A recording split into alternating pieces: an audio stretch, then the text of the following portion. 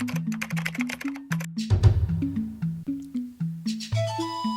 the heart of Nairobi's Kibra, where life pulses with extraordinary energy and resilience, there's also immense challenge. I grew up here and I saw firsthand how brilliant minds, especially those with unique needs, could be overlooked, how potential was often confined by circumstance. It sparked a conviction deep within me. Every child, every young person deserves not just a chance, but a truly equitable pathway to thrive.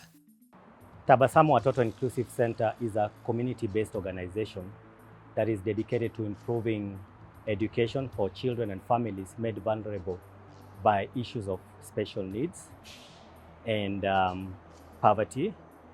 We do this by working with families, community leaders, and schools to obtain resources, eliminate stigma, and find the best support for our children. We are glad to include children with special needs. Over the years, the school has grown. We started with around 8 children, and so today in 2025, we have about 87 children. That's not special needs only. We have both regular children and children with special needs. Tabasamu is more than a center. It's a community. So the Kenyan government was not able to meet the demand. They were not able to build enough schools, especially in marginalized communities like Kibera, which is where Tabasamu was started. We were young teachers. We were working, teaching in different schools, but we were also constantly bothered by the number of kids that were still not in school. So in 2011, through a church program, we started a feeding program because, again, the need and the poverty in Kibera, so many kids, go without food. So we took students who would otherwise not have gone to school. We took young people in our neighborhood who, we met on the road and told them to take us to their parents. And, so we started with a feeding program. We got teachers. By that time, we were still working as teachers. So part of our salary was going towards, paying teachers, but also feeding the kids that started at Tabasamu.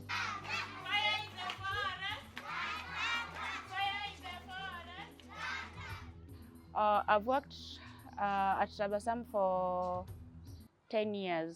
This is my 10th year. And I've worked in several schools in Kibera, but the situations or the surrounding and the directors were not giving me that opportunity to deliver. But at Tabasamu, I've been given enough time, enough space, and enough requirements and materials to handle the young kids. I believe that disability is not inability. Sure. So I took Ruth as a normal child because this school is an inclusive school, and so she is learning with normal kids. So I taught the others to appreciate her. Even when she reads, they support her, they help her. Where she can't pronounce, they help her out. So when I came here, Ruth wasn't writing, she was only joining dots and coloring. But right now she can rewrite. There's some things she can read out aloud. There's some things she can tell you, teacher, this is this and this. She couldn't say, I want to go to the toilet, but now she can say, please, teacher, may I go out? So I can see that's an achievement for me. Through our inclusive early childhood program, our Cheka Mama income generating groups, and our vital outreach, we've witnessed incredible transformations. We are deeply committed to building self-efficacy in families, ensuring they have the tools to support their children. We had so many parents of our kids, so the parents of the children at Tabasamu, who kept on coming to us. So we were providing we were feeding their kids during daytime, but later, at home they did not have food.